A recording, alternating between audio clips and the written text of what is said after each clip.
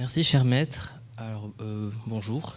Cher maître, chers collègues, j'ai le plaisir de vous présenter un travail qui a été réalisé à l'unité de pneumo-allergologie pédiatrique de l'hôpital mère-enfant Abderrahim El Harouchi, intitulé Analyse des facteurs de risque d'hospitalisation pour asthme à propos de 634 cas. Donc, l'asthme est la maladie chronique la plus fréquente chez l'enfant, touchant 10 à 14% des enfants selon l'ISAC 3. C'est la première cause d'hospitalisation avec les bronchiolites virales, avec 1007 exacerbations hospitalisées en 2021. C'est une maladie sous-diagnostiquée et insuffisamment traitée, a fortiori dans notre contexte. L'objectif de notre travail était d'analyser le profil épidémiologique des enfants hospitalisés pour exacerbation d'asthme et donc d'analyser les facteurs de risque ayant mené à cette hospitalisation. Ce fut une étude prospective menée du 1er septembre 2021 au 10 avril 2022 sur une période de 7 mois et 10 jours. Furent inclus tout enfant d'âge compris entre 2 ans et 15 ans hospitalisé pour une exacerbation d'asthme durant la période précitée. Le recueil des données s'est fait grâce à une fiche d'exploitation regroupant des informations relatives au contexte social, aux antécédents des patients et à la maladie asthmatique passée et présente.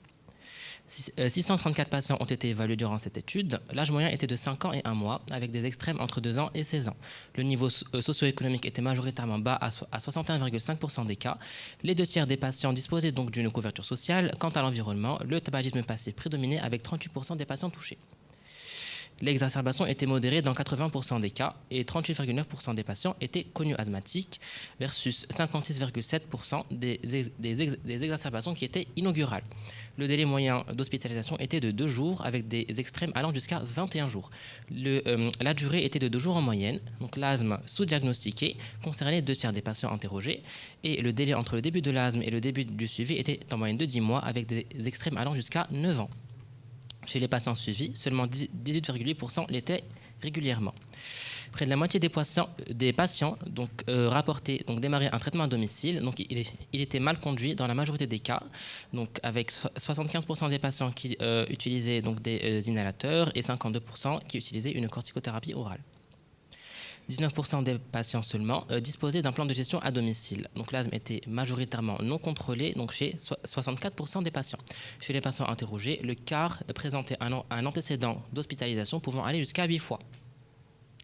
Le traitement de fond n'était pas prescrit chez 64% des patients et chez les patients traités, près de la moitié étaient sous association avec respect de la posologie dans 77% des cas. 43% des patients étaient sous corticothérapie inhalée avec respect de la posologie dans seulement 80% des cas. L'observance thérapeutique était principalement jugée médiocre. Les comorbidités étaient principalement représentées par la rhinite et la conjonctivite allergique.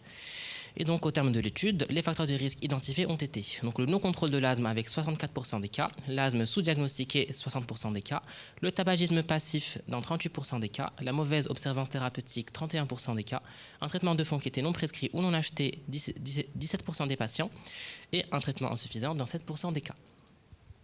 Donc, le sous-diagnostic de l'asthme est une cause majeure d'hospitalisation pour exacerbation. Donc, le diagnostic repose sur un ensemble de symptômes respiratoires et une limitation du débit expiratoire. Il faut également évoquer un asthme devant des signes atypiques tels qu'une toux chronique à prédominance nocturne ou des symptômes alléiformes. L'exacerbation d'asthme retentit négativement sur la qualité de vie des enfants, est responsable d'absentéisme scolaire et d'une plus mauvaise qualité de vie. Donc, cette étude a permis d'identifier les 6 facteurs cités ici. Donc, dans cette série, 2 tiers des enfants n'étaient pas diagnostiqués asthmatiques. Alors, selon les dernières recommandations de la GINA 2022, un asthme doit être évoqué devant une toux persistante, récurrente, non productive, majorée la nuit ou causée à l'effort, ou simplement devant un sifflement récurrent, une dyspnée, une réduction de l'activité, donc ce sera un enfant qui ne joue pas ou qui marche peu. Une atopie personnelle ou familiale est également évocatrice d'un asthme, ainsi qu'une bonne réponse à un traitement de fond.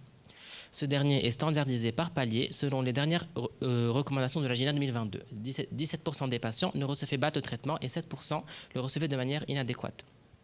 Le traitement recommandé peut être à base de corticoïdes inhalés, d'association corticoïdes inhalés bêta-2 de longue durée d'action ou d'antileucotriène en fonction de la réponse de la maladie asthmatique au traitement.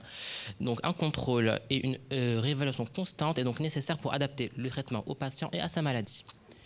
L'observance représente un challenge dans le traitement de l'asthme puisqu'elle tend à diminuer au fil du suivi. Dans cette étude, 80% des patients avaient une mauvaise observance. Donc ces résultats sont moins satisfaisants que ceux retrouvés dans la littérature, notamment sur cette méta-analyse datant de 2014 où l'observance n'était jugée bonne que chez la moitié des patients avec des extrêmes entre 34 et 94% des patients. La non-gestion de l'environnement constitue également une faille dans la prise en charge de ces patients, vu que 38% d'entre eux étaient exposés au tabagisme passif, donc ceux qui sont des résultats concordants à d'autres études nationales ou internationales. Le contrôle de l'environnement est un volet thérapeutique non pharmacologique tout aussi important que l'instauration d'un traitement de fond. L'éducation thérapeutique des patients est capitale puisqu'elle permet aux parents de mieux gérer l'asthme de leurs enfants, d'assimiler et de bien délivrer leur traitement de fond et de reconnaître les signes d'une exacerbation entre autres.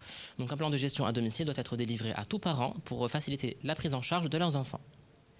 En conclusion, nous insistons sur la formation du personnel médical au diagnostic précoce et à la prise en charge de l'asthme de l'enfant, l'éducation des parents et des adolescents pour renforcer les connaissances de la maladie asthmatique et défaire les croyances profondément ancrées dans notre société par le biais de la création d'écoles de l'asthme. Il faut également faciliter l'accès des personnes démunies au traitement de fond en les mettant à disposition dans les centres de santé. Je vous remercie.